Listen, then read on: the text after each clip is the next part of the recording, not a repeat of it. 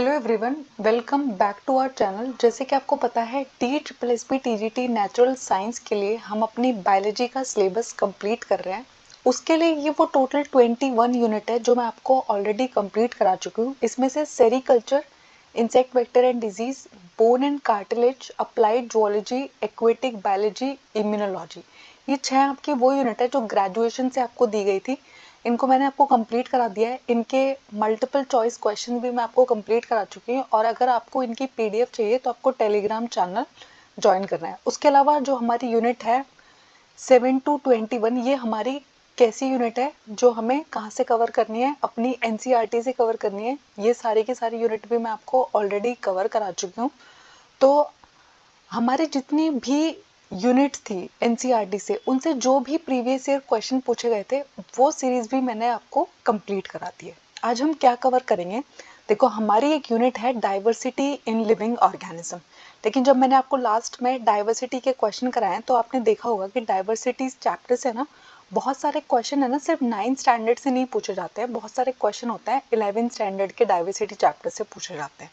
तो हमारा जो डाइवर्सिटी यूनिट है क्लास 11th में, उसके अंदर हमारे टोटल 4 चैप्टर होते हैं, तो उनको भी हम कवर करेंगे।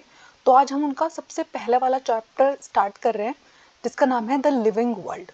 तो लिविंग वर्ल्ड जो हमारा क्लास 11th का डाइवर्सिटी चैप्टर है, तो देखते हैं उसके अंदर हमें क्या क्या पढ़ना है। तो सबसे पहले आज तक जितनी नंबर ऑफ स्पीसीज हम डिस्क्राइब कर पाए हैं वो किसके बीच में रेंज करती है, 1.7 to 1.8 मिलियन। देखो अगर आप टोटल नंबर ऑफ स्पीसीज देखोगे ना वो बहुत ज़्यादा है, लेकिन हर एक स्पीसीज को हम रिकॉर्ड नहीं कर पाए हैं, क्लासीफाई नहीं कर पाए, लेकिन जिनको आज तक हम क्लासीफाई कर पाए हैं, रिकॉर्ड कर पाए हैं, वो रेंज क्या है, 1.7 to 1.8 मिलियन। ये आपका एक नंबर का क्वेश्चन बन जाता है। आपसे पूछा जाता है कि टोटल नंबर ऑफ स्पीसीज कितनी आज तक डिस्क्राइब हुई है, नोन है, ठीक है। तो 1.7 to 1.8 मिलियन। उसके बाद होता है बायोडाइवर्सिटी। वर्ड का मीनिंग आप क्या समझते हो? तो देखो बायो यानी कि लिविंग और डाइवर्स मतलब बहुत सारी फॉर्म्स अगर आपको किसी की मिल रही है, तो अगर आप एक पर्टिकुलर एरिया में जा रहे हो वहाँ पर आपको है ना लिविंग फॉर्म्स के बहुत ज़्यादा टाइप्स देखने को मिल रहे हैं, बहुत ज़्यादा वैरायटी देखने को मिल रही है एक पर्टिकुलर रीजन में, तो उसको हम क्या बुलाएंगे, बायोडाइवर्स रीजन बुलाएंगे। इंडिया में अगर आप वेस्टर्न घाट को देखते हो तो वेस्टर्न घाट के अंदर है ना आपको इतनी सारी प्लांट स्पीसीज दिखेंगी, इतनी सारी एनिमल की स्पीसीज दिखेगी, एक फ्रॉग तक की वहाँ पर आपको इतनी सारी डिफरेंट डिफरेंट स्पीसीज दिखाई देंगी। तो वो कैसा रीजन है, बायोडाइवर्स रीजन है, ठीक है। उसके बाद आता है नॉमेनक्लेचर का मतलब क्या होता है। अब देखो इतने सारे लिविंग ऑर्गेनिजम्स है, 1.7 to 1.8 मिलियन लिविंग ऑर्गेनिज्म है, तो उनको हमें क्लासिफाई करना पड़ा, उनको कुछ नाम देना पड़ा ताकि उनको वर्ल्ड में आप कहीं भी वो प्रेजेंट हो, उनका नाम एक हो। तो उस पूरे प्रोसेस का जो हमने नेमिंग किया है अपने ऑर्गेनिज्म का, उस पूरे प्रोसेस को हम क्या बुलाते हैं, नॉमेनक्लेचर बुलाते हैं। अब देखो किसी भी चीज को अगर आपको नाम देना है, किसी का नामकरण अगर आपको करना है, तो पहले आपको उसे पहचानना तो होगा ना, उसकी आइडेंटिफिकेशन तो आप करोगे ना। तो आप ऑर्गेनिज्म को डिस्क्राइब करने के लिए पहले क्या करते हो, उसको आइडेंटिफाई करते हो, ठीक है। और उनका नाम आप तभी तो करोगे ना, आपका भी एक पर्टिकुलर नाम होगा। तो पहले आपकी फैमिली ने आपके जेंडर को आइडेंटिफाई किया होगा, आपको आइडेंटिफाई किया होगा, उसके बाद ही तो आपका नाम रखा गया होगा ना। तो आइडेंटिफिकेशन प्रोसेस जो होता है वो बहुत ज़्यादा इंपॉर्टेंट होता है। उसके बाद दो फुल फॉर्म आपको मालूम होनी चाहिए, ICBN की फुल फॉर्म और ICZN की फुल फॉर्म। डायरेक्टली यहाँ से फुल फॉर्म पूछी जाती है इनकी। तो ICBN की फुल फॉर्म होती है international code for botanical nomenclature. जब भी आपको किसी बोटानिकल चीज का नाम रखना है, आपको किसी भी प्लांट स्पीसीज का नाम रखना है, तो उसके लिए जो ऑर्गेनाइजेशन वर्क करती है उसका नाम है international code for botanical nomenclature. उसके अलावा international code for zoological nomenclature, हमारे जितने भी जूलॉजिकल एस्पेक्ट है, हमारे जितने भी एनिमल्स आते हैं, इंसेक्ट्स आते हैं, उन सब की नेमिंग करने का काम किसके पास है, ICZN के पास है। तो इन दोनों का फुल फॉर्म आपको मालूम होना चाहिए। उसके बाद होता है बायोलॉजिस्ट क्या करते हैं, बहुत सारे प्रिंसिपल्स को फॉलो करते हैं जब वो किसी ऑर्गेनिज्म का साइंटिफिक नेम रखते हैं। तो आप जब भी किसी साइंटिफिक नेम को देखोगे तो उसके आपको दो कंपोनेंट देखने को मिलते हैं, एक होता है जेनरिक नेम और एक होता है स्पेसिफिक नेम, ठीक है। तो इस पूरे प्रोसेस को, जिसमें दो कंपोनेंट प्रेजेंट है, इस पूरे प्रोसेस को हम क्या बुलाते हैं, बाइनोमियल नोमेनक्लेचर बुलाते हैं। आपने है ना बहुत बार, जब मैंने आपको 9th क्लास की डाइवर्सिटी भी कराई थी तो मैंने वहां पर भी इसको यूज किया था। बहुत ही छोटा सा हमने बस इतना ही पढ़ा था कि बाइनोमियल नोमेनक्लेचर जो है वो किसने दिया था, कार्ल लीनियस ने दिया था। ठीक है, तो बाइनोमियल नोमेनक्लेचर का मतलब होता है ऐसा नाम जिसके अंदर दो कंपोनेंट प्रेजेंट है, एक है जेनरिक नेम और एक है स्पेसिफिक नेम। ठीक है, तो बाइनोमियल नोमेनक्लेचर के को किसने दिया है, कार्ल लीनियस ने दिया है। ये नाम आपको याद रखना है। उसके बाद देखिए मैंगो का साइंटिफिक नेम क्या होता है, तो आपसे एग्जाम में पूछा जाता है मैंजीफेरा इंडिका। तो आपको पता है हमारा जो बाइनोमियल नोमेनक्लेचर है वो बहुत सारे यूनिवर्सल रूल फॉलो करता है। अगर आप इंडिया में मैंगो को देख रहे हो तो भी उसका साइंटिफिक नेम मैंजीफेरा इंडिका है, अगर आप यूएस में हो तो भी इसका साइंटिफिक नेम क्या रहेगा, मैंजीफेरा इंडिका ही रहता है। क्यों? क्योंकि ये यूनिवर्सल रूल है, ये यूनिवर्सल रूल्स के बेसिस पे रखा गया है। यूनिवर्सल रूल्स का मतलब होता है जो हर जगह चलते हैं। ऐसे नहीं कि बिहार ने अपने यूनिवर्सल रूल बना रखे हैं, यूपी ने अपने रूल बना रखे हैं किसी का साइंटिफिक नेम रखने के।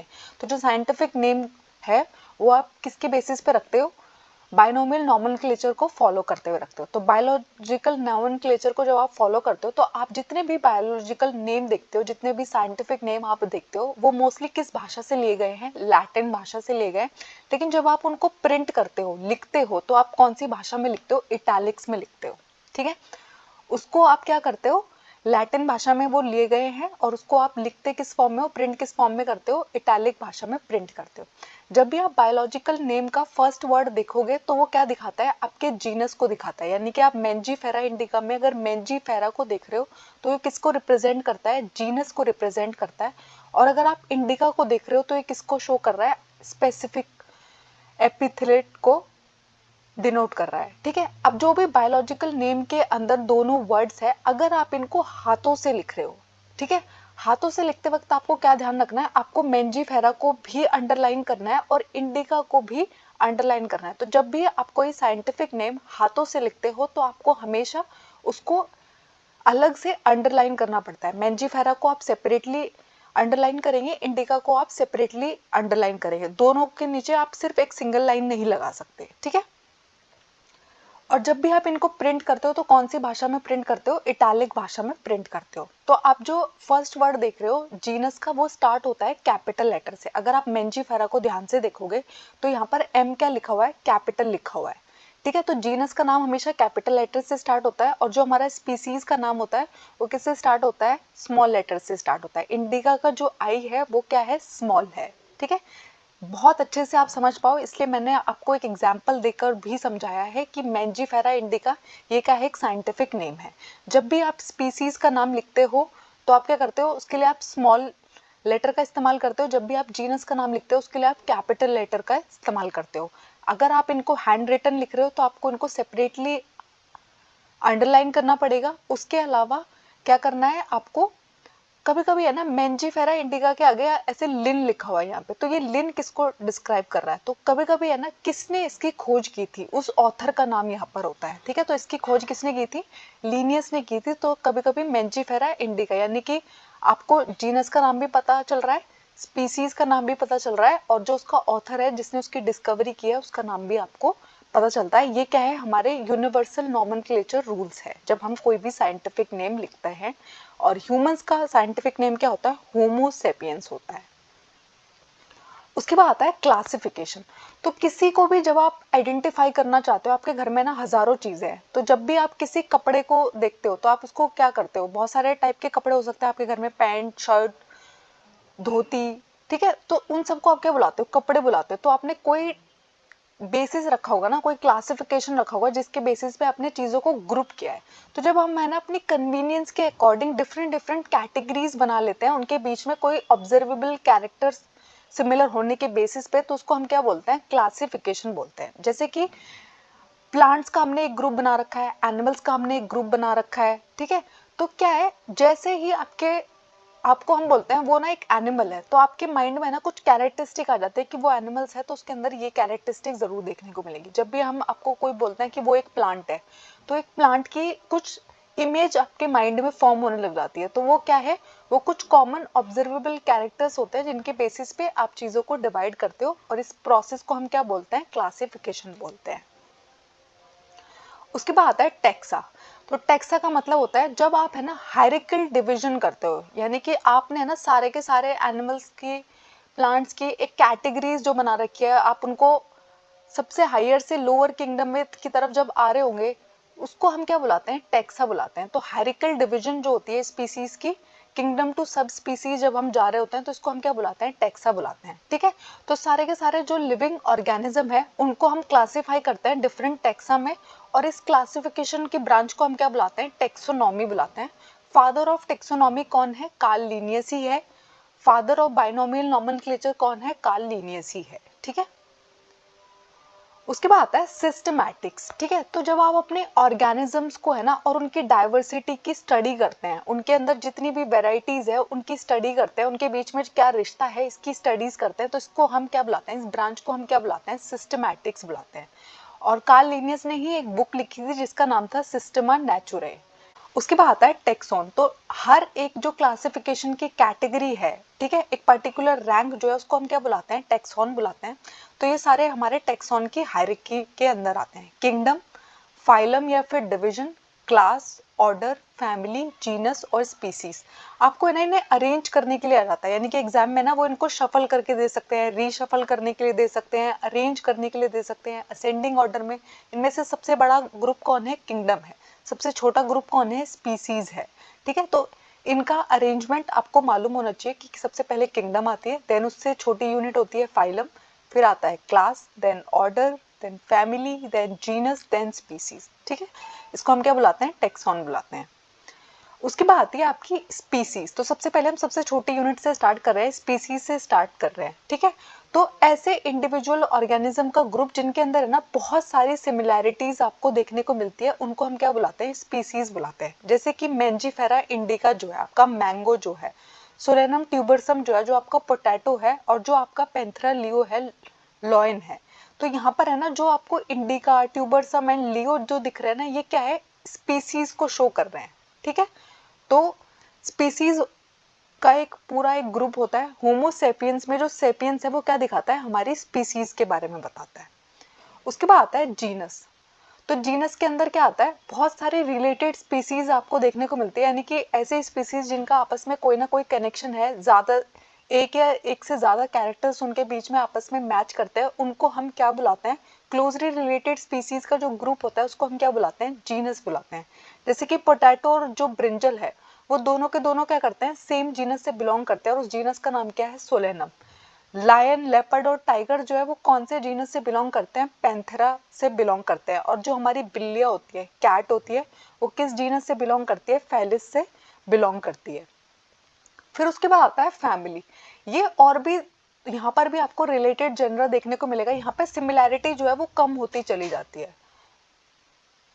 जीनस और स्पीसीज के कंपैरिजन में यहाँ पर आपको सिमिलैरिटी कम देखने को मिलेगी। देखो, आप अगर अपने क्लोजली रिलेटेड सिबलिंग की बात कर रहे हो ना, तो उसमें और आपके अंदर बहुत ज़्यादा सिमिलैरिटी होगी, लेकिन अगर आप अपनी एक्सटेंडेड फैमिली से मैच करके देखोगे ना, तो आपके बीच में डिसिमिलैरिटीज ज़्यादा बढ़ जाती हैं।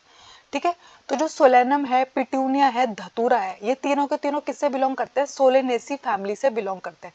जबकि अगर आप सोलेनम, प्यूटेनियम और धतूरा के इंडिविजुअल कैरेक्टर्स को देखोगे ना, वो एक दूसरे से बहुत डिफरेंट है, लेकिन वो फिर भी किसके अंदर रखे गए हैं, एक ही फैमिली के अंदर रखे गए हैं, सोलेनेसी फैमिली के अंदर। उसके अलावा जो आपका पैंथेरा है, जिसके अंदर आपके लॉयन आ रहे हैं, टाइगर आ रहे हैं, और जो आपकी बिल्ली है, फेलिस है, वो कौन सी फैमिली के अंदर आते हैं, फेलिडे फैमिली के अंदर ही दोनों आते हैं। लेकिन उन दोनों में कितना डिफरेंस होता है, बिल्ली तो पालतू भी बन सकती है, लेकिन शेर को आप इतना पालतू बना के नहीं रखते हो, वो बहुत डेंजरस होता है। तो जो हमारा डॉग होता है उसकी फैमिली होती है कैनिडे। उसके बाद आता है ऑर्डर। तो यहाँ पर है ना सिमिलर कैरेक्टर्स होंगे, लेकिन उनके अंदर जो सिमिलैरिटी है वो और भी कम हो जाएगी एज कम्पेयर टू फैमिली। ठीक है, तो जैसे कि आप देखोगे प्लांट की फैमिली है डिफरेंट डिफरेंट, कॉन्वुलेसी है, सोलिनेसी है। ठीक है, ये सब कौन से ऑर्डर के अंदर रखी गई है, पॉलीमोनियल्स नाम के ऑर्डर के अंदर रखी गई है, इनके फ्लोरल कैरेक्टर्स के बेसिस पे। ठीक है, उसके अलावा अगर आप देखोगे जो आपका कार्निवोर है उसके अंदर है ना फेलिडी एंड कैनिडी दोनों फैमिली को रखा गया, लेकिन आपने देखा ना बिल्ली और कुत्ते के अंदर तो बहुत सारा फर्क होता है, लेकिन ऑर्डर में है ना वो फिर भी कौन से में रखे गए हैं, कार्निवोरा ऑर्डर के अंदर रखे गए हैं। उसके बाद आता है क्लासेस। तो क्लास के अंदर आती है ऐसी कैटेगरी जिसके अंदर है ना रिलेटेड ऑर्डर्स आपको देखने को मिलते हैं। जैसे कि आप मैमल्स को देख रहे हो, तो मैमल्स के अंदर है ना आपको प्राइमेट देखने को मिलेगा, कार्निवोरा देखने को मिलेगा। ठीक है, ये सब किसके अंदर आ रहे हैं, मैमल्स के अंदर ही आ रहे हैं, मैमल्स क्लास के अंदर ही आ रहे हैं। उसके बाद आता है हमारा फाइलम। तो फाइलम के अंदर है ना बहुत सारे आपको क्लासेस देखने को मिलेगी, जैसे फिश है, एम्फीबियंस है, रेप्टाइल्स है, बर्ड्स है, ये सब किसके पार्ट होते हैं, मैमल्स के पार्ट होते हैं। ठीक है, और इसको हम क्या बुलाएंगे, इस पूरे को क्या बुलाएंगे, फाइलम बुलाएंगे। तो हमारा जो कॉर्डेटा फाइलम होता है उसके अंदर है ना वो सारे के सारे ऑर्गेनिज्म आते हैं जिनके अंदर आपको नोटोकॉर्ड देखने को मिलेगा। यानी कि जितने भी ऑर्गेनिज्म है जिनके अंदर नोटोकॉर्ड प्रेजेंट है उन सबको हम किस में रख देते हैं, फाइलम कॉर्डेटा में रख देते हैं। जिनके अंदर नोटोकॉर्ड प्रेजेंट नहीं है उसको हम किस में रख देते हैं, नॉन कॉर्डेट में रख देते हैं। ठीक है, तो यहाँ पे जो नंबर ऑफ सिमिलैरिटी है ना वो डिक्रीज होती जा रही है, डिक्रीज होती जा रही है। और उससे ऊपर आती है किंगडम।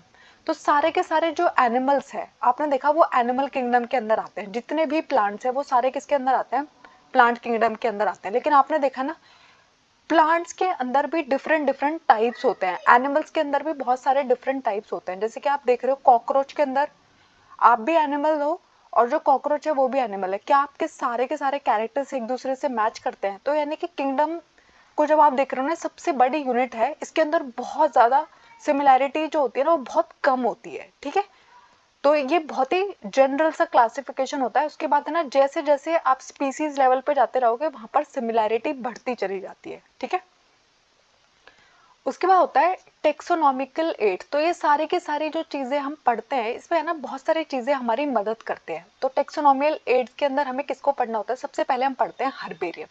तो जब भी आप किसी हर्बेरियम को विजिट करोगे ना वहां पर आपको बहुत सारे प्लांट के स्पेसिमेन देखने को मिलेगा जिनको क्या किया गया है, अच्छे से ड्राई किया गया है, प्रेस किया गया है, प्रिजर्व किया गया और शीट के ऊपर रखा गया। यानी कि आप जैसे कोई हर्बेरियम शीट निकालोगे उसके ऊपर है ना आप प्लांट को देखोगे, उसका सारा डिस्क्रिप्शन लिखा होता है, उसके बारे में सब कुछ लिखा होता है, उसकी फैमिली के बारे में लिखा होता है, जीनस के बारे में लिखा होता है, उसके बोटेनिकल नेम लिखे होते हैं, उसको किसने कलेक्ट करके यहाँ पे रखा है ये भी लिखा रहता है। ये सारे के सारे तरीके क्या होते हैं, आपको है ना बहुत जल्दी बहुत सारे प्लांट पढ़ने हैं। अब आप सारे प्लांट्स देख तो नहीं सकते ना, बहुत सारे प्लांट तो ऐसे हो गए हैं जो हर जगह अवेलेबल नहीं होते, लेकिन आप उनको जाकर हर्बेरियम के थ्रू स्टडी कर सकते हो। उसके बाद आता है बोटेनिकल गार्डन। तो बोटेनिकल गार्डन के अंदर है ना आपको लिविंग प्लांट्स देखने को मिलते हैं। ठीक है, तो जब आप जाओगे बोटेनिकल गार्डन में वहां पर बहुत सारे लिविंग प्लांट आपको देखने को मिलेगा। वहां पर उनके नाम के बारे में लिख रखा होता है, उनके आइडेंटिफिकेशन पर्पस के बारे में लिख रखा होता है, उनकी अच्छे से लेबलिंग कर रखी होती है, उनका साइंटिफिक नेम लिखा होता है। ठीक है, आपको 3 बोटेनिकल गार्डन के नाम याद रखने हैं जो आपसे एग्जाम में पूछे जा सकते हैं। ठीक है, तो सबसे फेमस बोटेनिकल गार्डन जो है वो कहाँ पर है, क्यू इंग्लैंड में है। उसके अलावा इंडियन बोटेनिकल गार्डन कहाँ पर है, हावड़ा इंडिया में है, वेस्ट बंगाल में। ठीक है, उसके अलावा नेशनल बोटेनिकल रिसर्च इंस्टीट्यूट कहाँ पर है, लखनऊ में है, इंडिया में। ठीक है, तो ये सब क्या है, यहाँ पर आपको लिविंग प्लांट देखने को मिलते हैं, हर्बेरियम के अंदर आपको लिविंग प्लांट देखने को नहीं मिलता है। उसके बाद आते हैं हमारे म्यूजियम। बहुत बार आपने है ना म्यूजियम को विजिट किया होगा, डिफरेंट डिफरेंट टाइप के म्यूजियम्स आपको देखने को मिलते हैं। वहां पर आप बहुत सारे प्लांट स्पीसीज भी देख सकते हो, एनिमल स्पीसीज भी देख सकते हो जिनको वहां पर स्टडी के लिए रखा गया है। तो स्पेसिमेंस को हम किस तरीके से प्रिजर्व करते हैं, बहुत बड़े बड़े कंटेनर्स होते हैं उनके अंदर हम एनिमल को रखते हैं और एक प्रिजर्वेटिव हमने उसके अंदर डाला होता है, प्लांट को हमने। तो प्रिजर्वेटिव सॉल्यूशन क्या करते हैं, उनको बहुत लंबे टाइम तक प्रिजर्व करने में हमारी हेल्प करते हैं। ठीक है, उसके अलावा आप है ना ड्राई स्पेसिमेंस भी देख सकते हैं। उनका ड्राई स्पेसिमेन का मतलब होता है आपने कोई प्लांट को लिया, उसको आपने थोड़ा दिन अच्छे से सुखाया, पिन किया, ड्राई किया। उसके अलावा जो आपके इंसेक्ट्स होते हैं उनको आप क्या करते हो, इंसेक्ट बॉक्स के अंदर पहले आप उनको अच्छे से कलेक्ट करते हो, फिर उनको मार के अच्छे से पिनिंग कर देते हो उनकी, यानी कि है ना पिन की मदद से आपने इंसेक्ट को पूरा चिपका दिया, उसको हम क्या बोलते हैं, इंसेक्ट बॉक्स बोलते हैं। उसके अलावा जो आपके लार्जर एनिमल्स और बर्ड्स होते हैं, मैमल्स होते हैं, उनको हम क्या करते हैं, बड़े बड़े जार्स के अंदर प्रिजर्व करके रखते हैं। म्यूजियम के अंदर आपको ये सब देखने को मिलेगा। उसके बाद आते हैं आपके जूलॉजिकल पार्क जिनको आप जू भी बुलाते हैं। तो जू का मतलब होता है, बहुत बार आपने जू को विजिट किया होगा, बहुत सारे डिफरेंट डिफरेंट एनिमल्स आपको वहां देखने को मिलते हैं। और हम ट्राई करते हैं कि वाइल्ड एनिमल्स को है ना प्रोटेक्टेड एनवायरनमेंट प्रोवाइड करें, उनको वो खाना प्रोवाइड करें, लेकिन उनकी जो फूड हैबिटेट और बिहेवियर है वो वहाँ पर अच्छे से मेंटेन हो पाए। ठीक है, जितना हम पॉसिबल कर सकते हैं, जंगलों की जैसी जितनी कंडीशन हम वहाँ पर कर सकते हैं वो हम करने की कोशिश करते हैं, उनके नेचुरल हैबिटेट उनको प्रोवाइड करने की कोशिश करते हैं। तो आप सबने जू विजिट किया, तो ये भी हमारी किस में मदद करते हैं, डिफरेंट डिफरेंट एनिमल्स को आप जाके देख पाते हो ना वहाँ पर जू में, क्योंकि ज़रूरी नहीं आप जंगल में जाओ और आपको वहाँ पर मिल ही जाए वो सब। ठीक है, उसके बाद आता है की। तो की भी जो है वो एक टेक्सोनॉमिकल एड है जो किस में मदद करता है, आपके प्लांट और एनिमल के आइडेंटिफिकेशन में मदद करता है on the basis of similarities and dissimilarities. तो की जो है वो एक फंक्शन पे काम करता है, सिमिलैरिटी एंड डिससिमिलैरिटी, यानी कि कॉन्ट्रास्टिक कैरेक्टर। अब इन कॉन्ट्रास्टिक कैरेक्टर को हम क्या बुलाते हैं, कपलेट बुलाते हैं। ठीक है, तो यहाँ पर है ना दो अपोजिट ऑप्शन के बीच में आपको चॉइस बनानी होती है। ठीक है, एक ऑप्शन को आप एक्सेप्ट कर दोगे, दूसरे को आप रिजेक्ट कर दोगे। ठीक है, और हर एक स्टेटमेंट की जो हर एक की जो स्टेटमेंट है उसको हम क्या बुलाते हैं, लीड बुलाते हैं। उसके बाद कुछ और हमारी जो मदद करते हैं वो है flora, manuals, monograph and catalogue. ये भी सब क्या है, डिस्क्रिप्शंस रिकॉर्ड करने के मेथड्स है जो आपकी किसी को भी आइडेंटिफाई करने में मदद करते हैं, किसी प्लांट को आइडेंटिफाई करने के लिए, किसी एनिमल को आइडेंटिफाई करने के लिए। तो फ्लोरा के अंदर है ना क्या आता है, आपके जितने भी आपके पर्टिकुलर एरिया में जितने भी प्लांट्स रहते हैं उनको हम क्या बुलाते हैं, फ्लोरा बुलाते हैं। ठीक है, तो यहाँ पर है ना उन सारे प्लांट स्पीसीज का एक इंडेक्स बना रखा होता है जो एक पर्टिकुलर एरिया में आपको मिल सकते हैं। उसके बाद आते हैं मैनुअल्स। तो मैनुअल्स के अंदर है ना बहुत सारी स्पीसीज जो उस पर्टिकुलर एरिया में रह रही हो उनके बारे में इंफॉर्मेशन प्रोवाइड की गई होती है। उसके बाद आता है मोनोग्राफ, जिसमें है ना किसी भी टैक्सॉन के बारे में आपको बहुत सारी इंफॉर्मेशन दी जाती है। थैंक यू, आई होप इस चैप्टर में आपको कोई डाउट नहीं है। अगर कोई डाउट है तो मुझे कमेंट्स में ज़रूर बताइएगा। हमारे चैनल को लाइक कीजिएगा, शेयर कीजिएगा, सब्सक्राइब कीजिएगा।